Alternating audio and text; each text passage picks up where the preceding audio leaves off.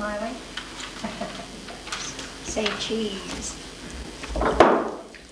Robbins and I brought these heads back from Tanzania when we went to East Africa 25 years ago. They're made of ebony, and I think they sparked my interest in the subject we have today, which is a very broad one, I must say. Human faces in art around the world and through the centuries.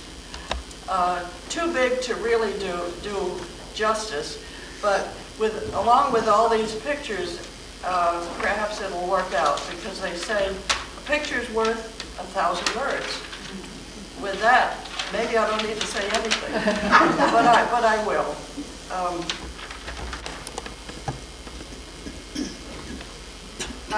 The subject I've just told you is human faces in art around the world and through the centuries. You can get the general idea if you look at that end, which is prehistoric, and move along up to the other end, where we have current artists, including Picasso and Grant Wood. They are in chronological order, even though I'll be jumping around the world as we go through it. As I did my research, I realized there were several categories, really. There are heads, and there are figures, and there are some religious ones too, because we seem to put human features on our religious figures. And I've tried to show examples of each of those categories, but it was dependent partly on my judgment, also what pictures I had available. So it certainly doesn't show all the art for every age through all the centuries. And there's a great variety in styles and materials used. You'll see that too. Now, if you would turn to your papers that I have, you can follow the different charts as we move along, and Lola's going to bring one over to put in the middle here.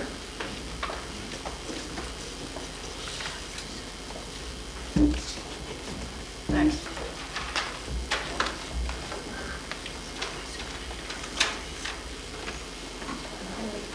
All right. Number one, this is 25,000 years ago. Everyone see? In Germany. When did human beings start creating art? Perhaps in the beginning there was some kind of magic to it. Old Stone Age people, dating back 25,000 BC and earlier, considered certain oval pebbles magic. And as the years went by, they began to carve them into little figures. And this is thought to be a female fertility figure. And discoverers called them Venus figurines. I don't think she's that beautiful, but Venus figurines. And this famous one was found in Europe. It's only about 4 or 5 inches tall. It's really quite small. Now next, China, too, 10,000 BC.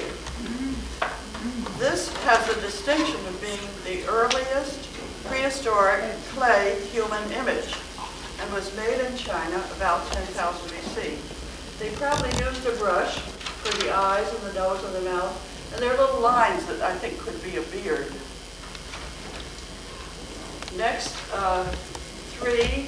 10,000 BC also. Sicily, it's a rock engraving. You probably can't see it very well where you are, but you remember the report by Myra when she told about the rock cave carvings in France with animals realistically dancing across the wall. This picture is people dancing. It's called a ritual dance. Number 4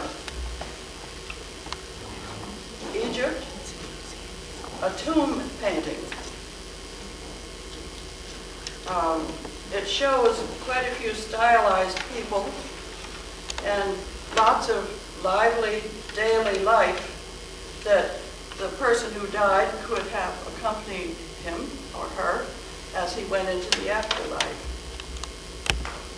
Number 5, 2500 BC, is Crete. This idol of Amorgus, carved about 2500 BC, apparently was a marble idol with a wedge-shaped body and a large nose. And the figure is about 30 inches tall, though there are many that were much larger. They had them all different sizes. And it's really quite elegant looking. It looks quite modern to me. Next, number 6, 2500 BC also, is in Russia. Similar kind of figure. It's a statuette of a woman. And these were considered as divinities. Of course, those who discovered the different figures way back then have to surmise something about it because there are no real records about how they used them.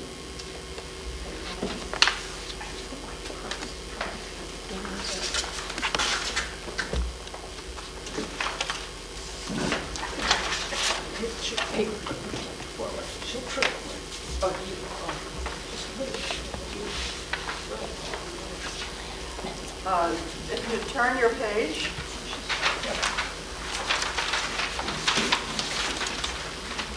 this is number 7, 2400 BC, is a limestone figure of an Akkadian, of a seated scribe, buried with a pharaoh, 2400 BC. He probably was a real high court official who was made in this sculpture a very realistic portrayal of a man of dignity, an alert expression on his face. This magnificent head of an Akkadian ruler of Samaria, now Iraq, is very human looking and probably a good likeness. Notice the plaited beard. It was in a Baghdad museum, and I hope it's still there. 1360, number 9, 1360, Egypt. When Akhenaten came into power, he fostered a new ideal of beauty and style, which was more expressive and less immobile than the earlier sculptures. A perfect example is this painted limestone head of his wife Nefertiti, famous to all of us, sculpted in 1360 BC. Another Egyptian, 1340, Tutankhamun came into power, son of Akhenaten and Nefertiti. This son of Akhenaten and Nefertiti has attained special fame because his tomb wasn't disturbed at all, and the contents were pretty much the same as originally. The solid gold head, part of the top of his coffin, is inlaid with enamel and precious stones. Some of you went to the museum in New York and saw some of these. Number 11, 560 BC, Greece. During the 6th century BC, many sculptures had a smile on their face, called an archaic smile. The famous rampant head here shown as an example, but for unknown reasons, by the end of the century, they were no longer making the happy, smiling faces. I don't know why. Number 12 is another more from Greece, 450 BC. This is a marble copy of the original discus thrower. It's a freestanding figure showing a lot of life and motion, somewhat different from the earlier flat carvings. Next, here 13 is a 450 BC, also Greece. Dying Niobe is the earliest known life-size female nude in Greek art. She had boasted to the gods, and they didn't like that, so they shot her with an arrow, and here she is trying hard to pull that arrow out from her back. So both of these have a lot of motion in that earlier ones didn't have.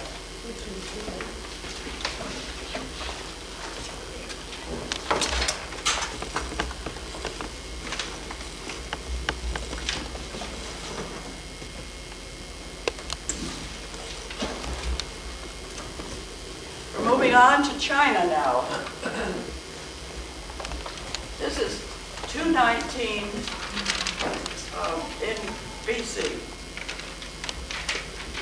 When Robbins and I went to China a few years ago, we saw these wonderful warriors that had been under the ground for many years, guarding the tomb of an earlier empire, Emperor Qin. This is all in Xi'an, and it was found by farmers working in their field. And this was only recently that they were found, in 1974.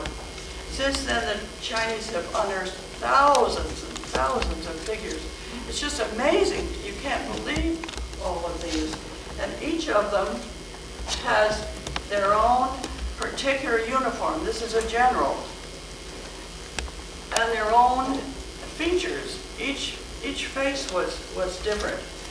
Here's a head of a cavalryman. Some of you have seen these in Xi'an, have you? Hey, Nancy. Another trip Robbins and I went on was to Colombia with our family. While we were there, we went to the mountains of San Agustin and saw these amazing, mysterious figures. They were carved over a period of 1,000 years, beginning 500 BC and to 500 AD. No one really knows what their purpose was, but there are many there, and they're all different, though generally geometric designs is part of them. Moving to Italy, we're really jumping around the world. 18 is Italy and 9 BC. Here we have an imperial procession of the altar of peace, a frieze made in Rome about 9 BC. And it may be similar to as you look at it, to the Greek Parthenon friezes. But as you look closer, you'll see that the people are more active and moving, and it's also a recent event, a procession of the imperial family, whereas the Greek ones were more myths. Number 19, 80 BC, is this wonderful portrait of an Italian. They did quite a few of these in Rome at that time. Very realistic face, kind of a stern father figure, but a very real person. The Romans, moving over to number 20, 25 BC, the Romans had a custom of making a wax image of people when they died, and they would save that image and take it to special events. Well, the wax tended to melt, so they started making them in marble. And here we have this patrician, this Roman man holding heads of two of his ancestors, probably marching in some parade. Now we're ready for the next.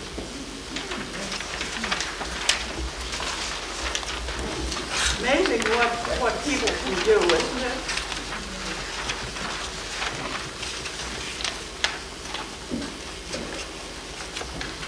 On this chart are a number of Buddhist and Hindu pieces of art. Can you see it? As mentioned earlier, I'm including religious art since people tend to give religious figures human appearances. Many aspects of the figures have special religious meaning, but I'm not competent to explain all that. The first picture, number 21, early 7th century, we're jumping along, AD, from Korea, is a Bodhisattva Maitreya, made in Korea in 7th century. A Bodhisattva is someone who helps others in the Buddhist faith journey. And this particular one is seated in a very pensive pose, crossing the leg, a finger on the cheek. And this was often done to show a pensive pose. Number 22 here, 970 India. Shiva was one of the Hindu deities, and he was especially revered as the Lord of the Dance. As an icon, this sculpture from 970 AD has certain features. The positions of Shiva's hands, the objects he holds, the ornaments he wears, are intended to explain the significance of the dance. I was interested in the form 4 arms, wondering whether maybe that was to show motion. It would seem logical. Next, 23, 1150 AD, Cambodia. This is the sun god. This is also Hindu. The sun god's up here, and here are all his adoring worshippers down below. Moving on to number 24, 9th and 11th century AD. These are Buddhas. As Buddhism moved around the world, artists in different countries painted them in different ways. Here's one lying down, and there's one with a great smile on his face, maybe a revival of that archaic smile. We went to Japan on one trip and had more Buddhas there.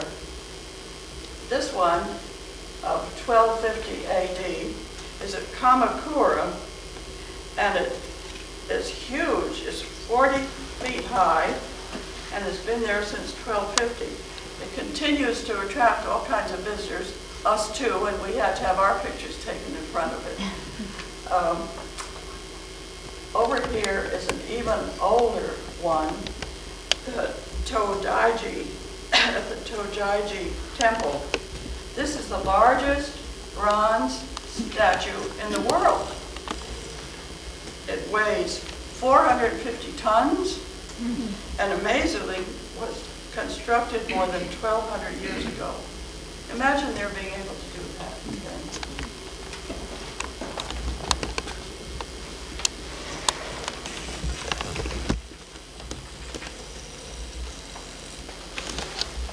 Next, we'll be moving to China again.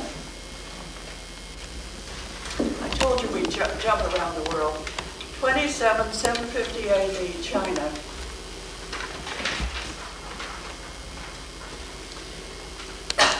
This is a painting by a Chinese artist, Han Huang, in 750 AD. It shows a literary gathering, probably of the artist's close friends, perhaps reflecting on a poem. I assume it was painted on silk. Many other Chinese paintings, as you all know, are of landscapes, and the humans are just very little in it. They're a part of it, but a small part. So I was pleased to find this one that showed them larger.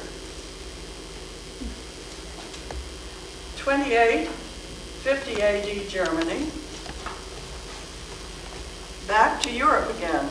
Biblical and other figures were a significant part of Gothic cathedrals, but each country had their own variations of the Gothic art. So this is the German one, is typically German. Eckhard and Uta, 1240, seem to have very human personalities, distinctive and forceful, as if they had been portrayed from life. Now we'll move over to number 29, Russia. The Vladimir Mother of God is one of the most venerated of the masterpieces of Byzantine art in Russia. The Virgin's face has tenderness and melancholy, as if she feared the future suffering of her son.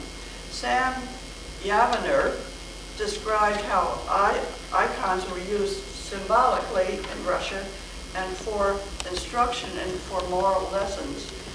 But he also said that, different from Europe, Russians had no sculpture in their churches, only icons. They wanted flat art. Number 30 is from Byzantium, 1270 AD.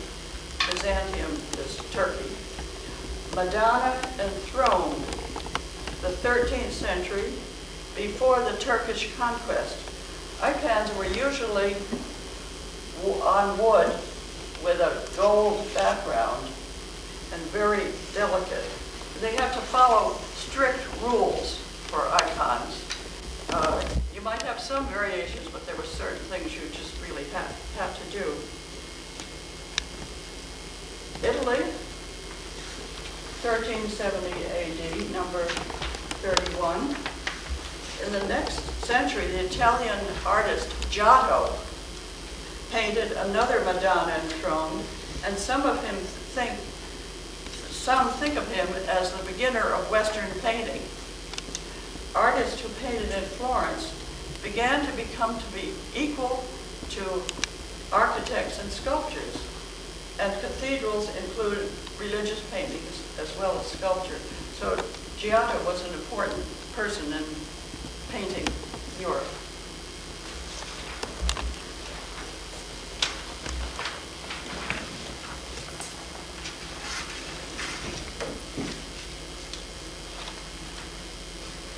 Now we'll move to Italy. Number 32, 1480, Italy, is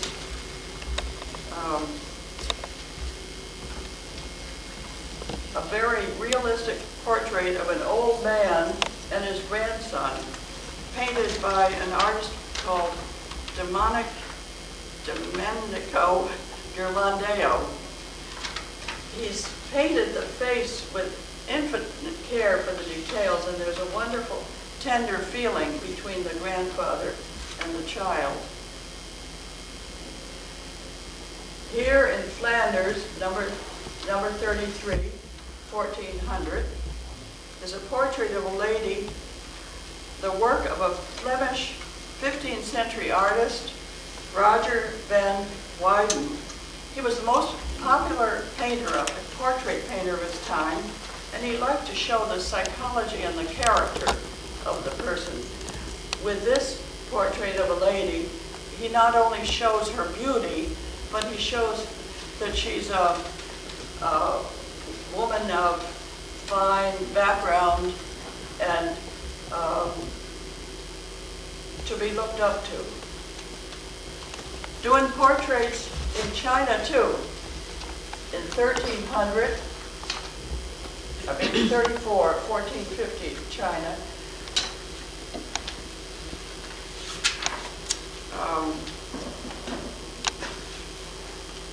one of the many portraits of emperors, this one is of a Ming Dynasty Emperor Yongle. The whole effect is one of power. Looks like a very powerful person.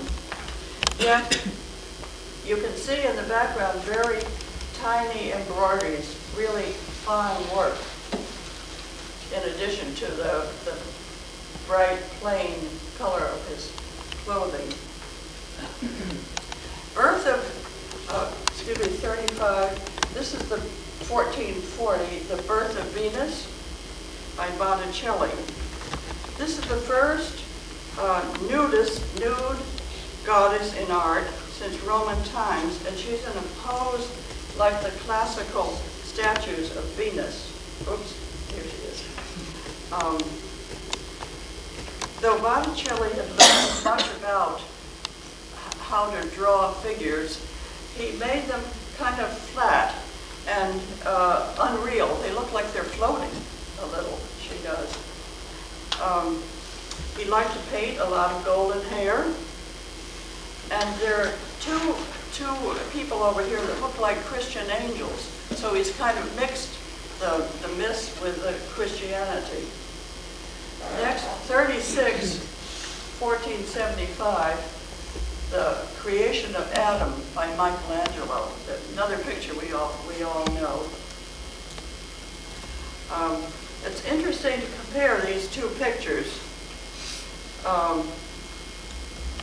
Adam is portrayed here at the moment of receiving life from the Creator, and his figures are very well-rounded as compared to these flat ones. One book said this about Michelangelo.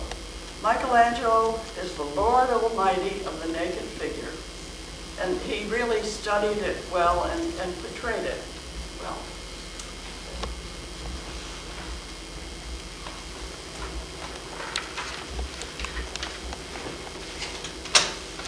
On our next chart, we'll be moving to Italy, up here. Some of you may recognize this Madonna of the Goldfinch, 16th century Italy, Raphael. Raphael was idolized by the people in his life, and they loved his work, which combined the classical really with the emotional too. And still, the Madonna of the Goldfinch is a good example of this perfect beauty, which appeals to us still. Comes on Christmas cards and others like that. Next, of course, any portrait collection needs to have Mona Lisa, 38, 15, about 1503. By Leonardo da Vinci, the famous Italian artist. The mysterious portrait of Mona Lisa stands out and continues to fascinate us all. She seems to have an inner spirit and a slight smile that shows in her mouth and her eyes.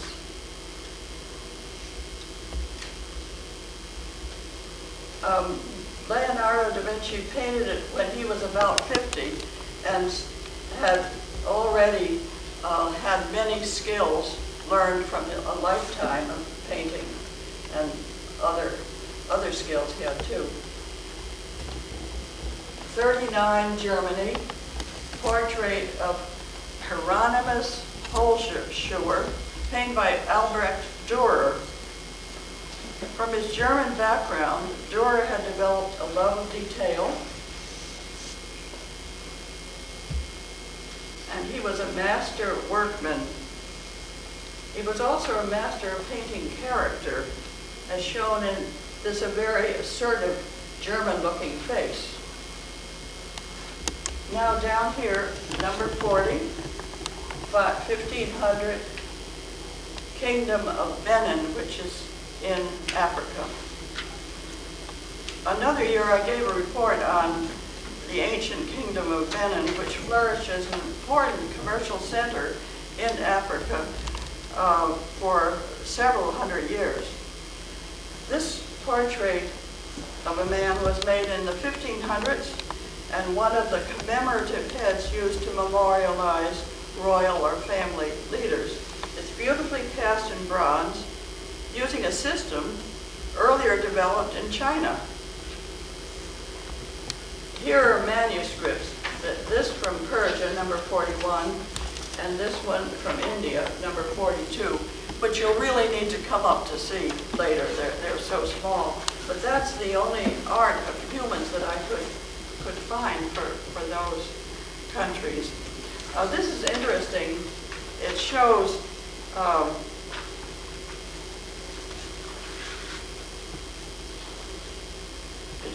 characters which are part of Christian background as well as Muslim. Gabriel is leading Mohammed to the seven heavens, where he'll meet his predecessors, including Abraham, Moses, and Jesus, before reaching Allah. The figures are influenced by Chinese and Buddhist art. 42 is a completion of the fort at Agra in India.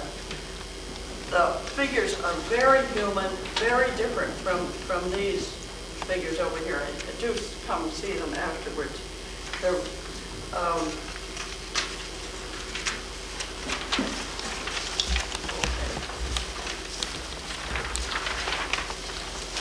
on the next chart, we're going to have another picture from the ancient Kingdom of Benin, 43, 1500s.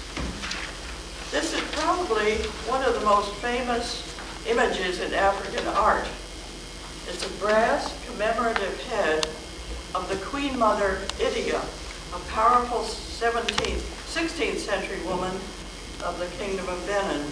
It's in brass and has wonderful, beautiful details, even in this beaded net over her headdress.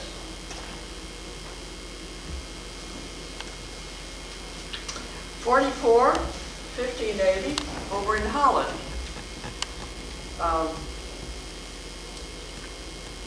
A man with a beer keg is an example of the work of Frans Hals of Holland. He liked to paint a specific instant in the life of his sitters.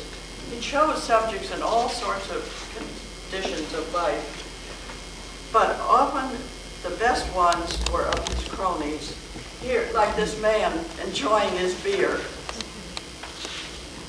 In Holland, 45, 1659, the famous portrait of Rembrandt by himself. He learned how to paint features by painting pictures of himself from his youth on. And this one, when he was about middle age, really shows how much he had learned. And it shows his style with the brightness and the darkness, the shadows and the light, quite typical of him. 1650 Spain, picture of Pope Innocent X by Velasquez, who painted the Pope when he visited Italy one time.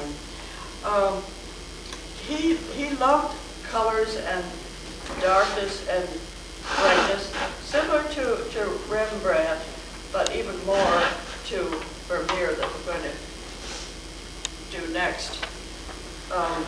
He became the portrait painter in Spain, and I think one thing wonderful about painting portraits is that this gives us an understanding of history that we wouldn't get from just the printed word. So I think we're grateful to this insights into our world history, our country's history. Number 47, 1632, Holland. How many of you have seen the movie, The Girl with the Pearl Earring? Wonderful movie, isn't it?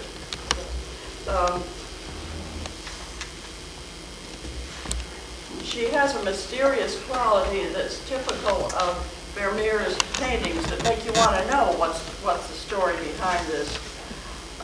Vermeer's special interest centers in color, and light.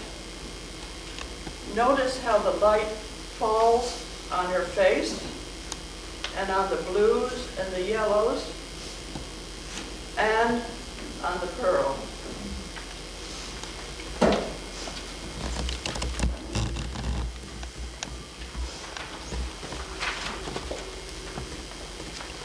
Now, jumping around the world again.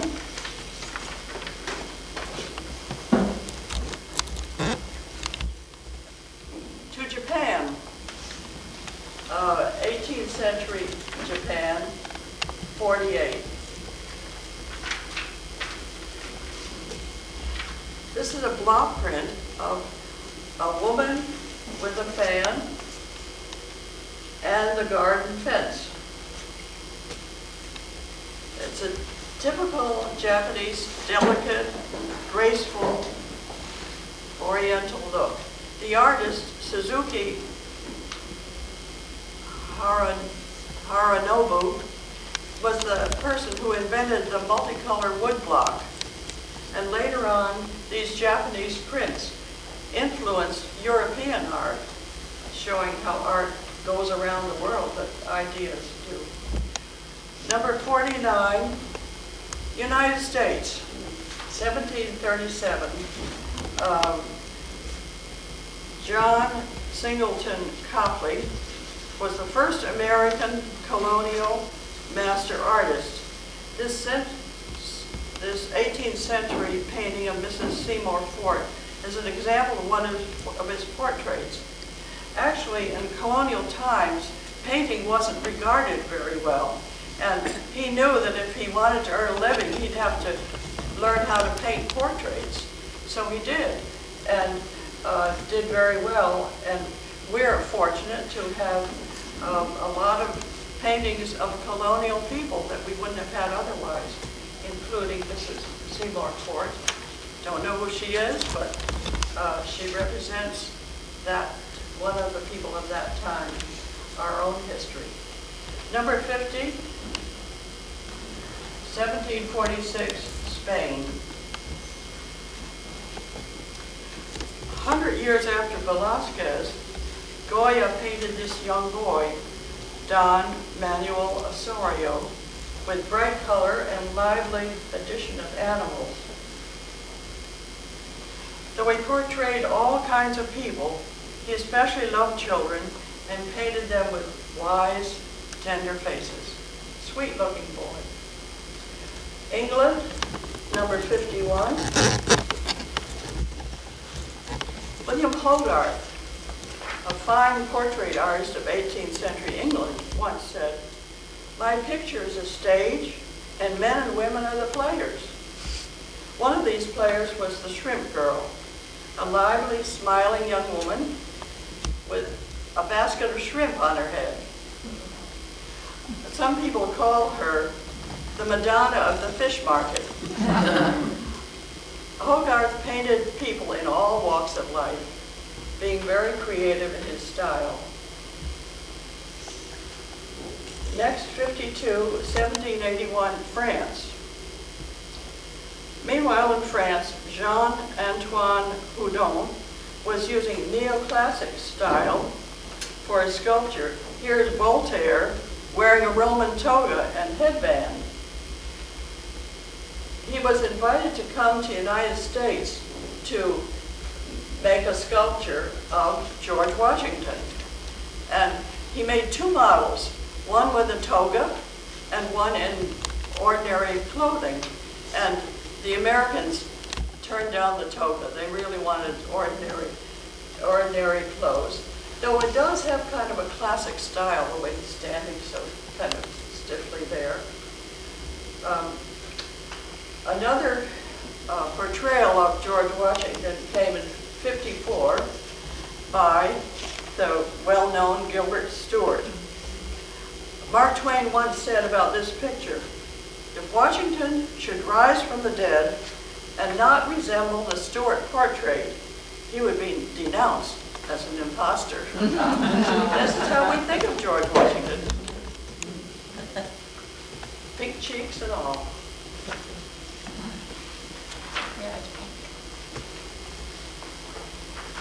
we'll be moving it now back into France and Impressionism.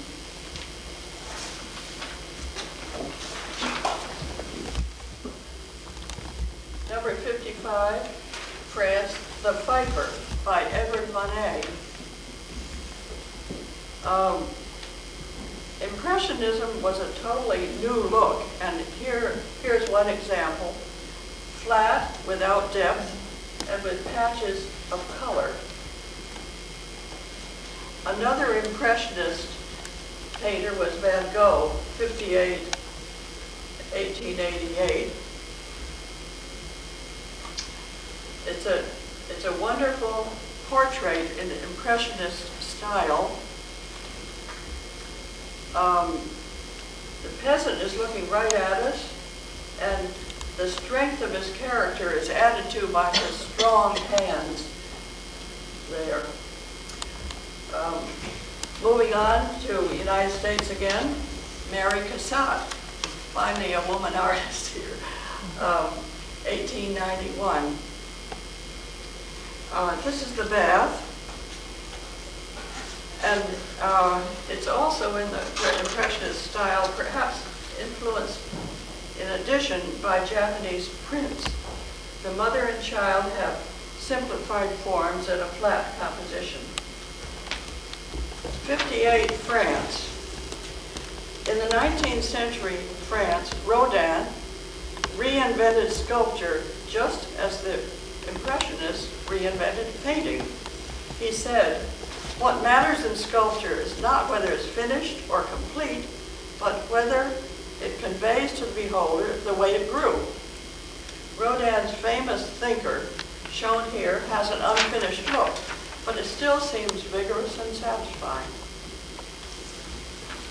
When we went to Norway, we visited Frogner Park statue, number 59, and I wonder if any of you have been to Frogner Park.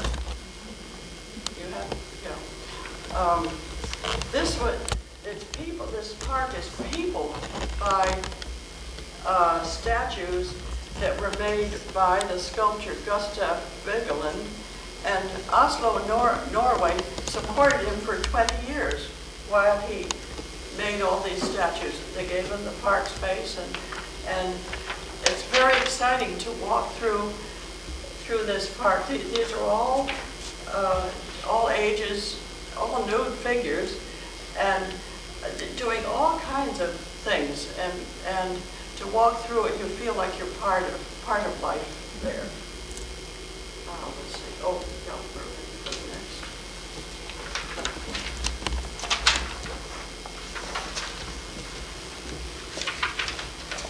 Now we're going to get into even more creative styles.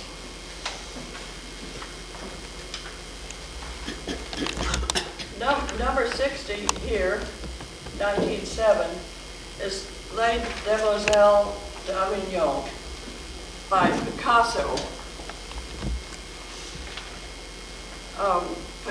Picasso was really both abstract art and cubism.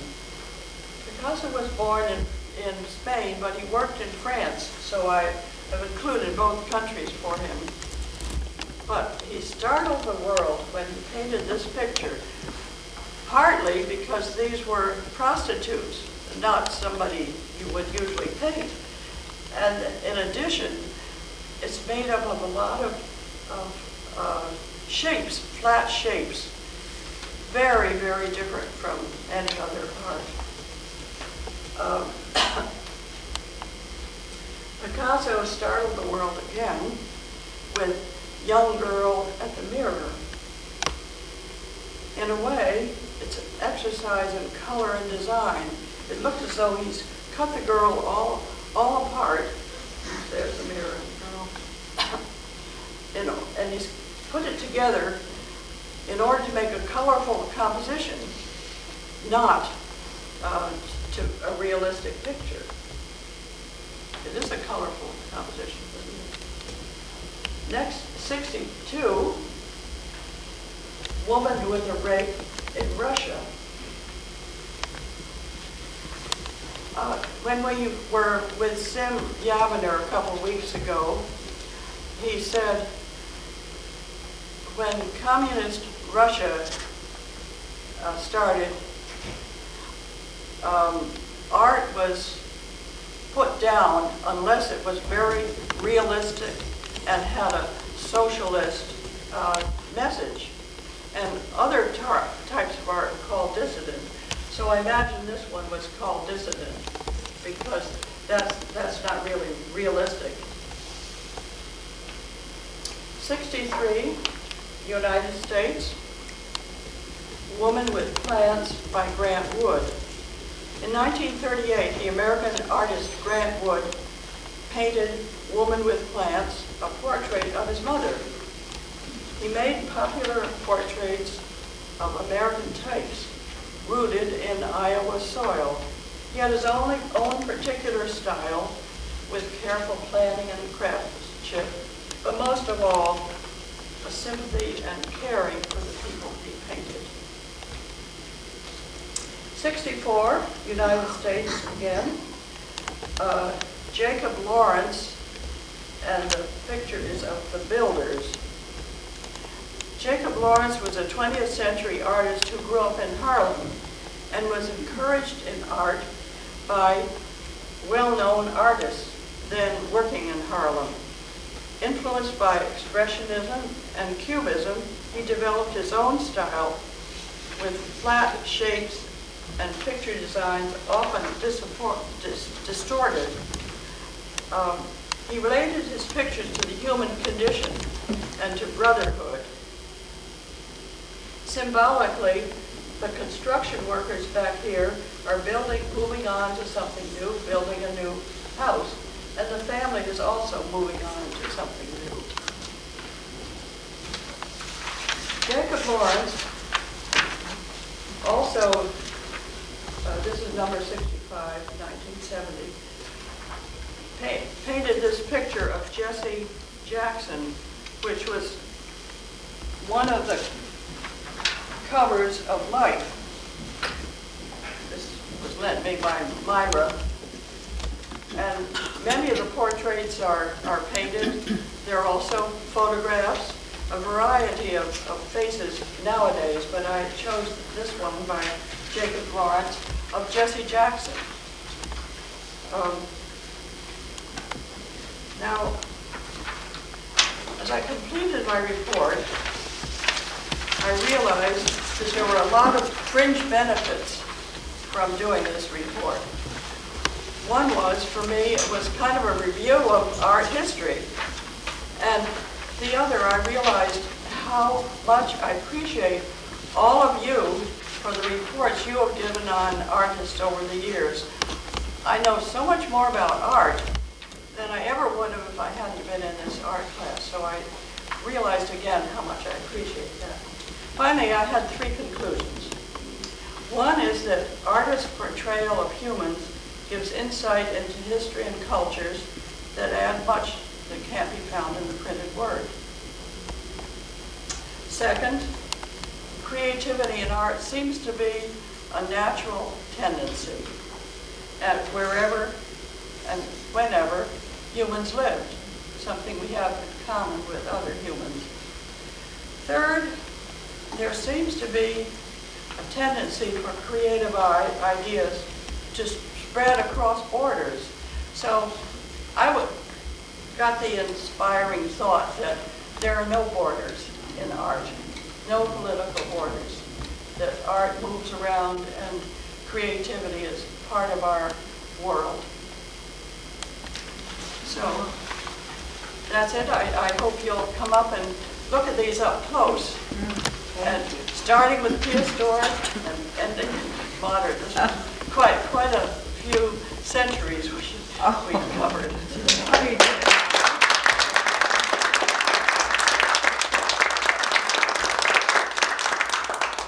A magnificent report from Meg about all this work, and I think we all gained so much from listening to this wonderful lecture.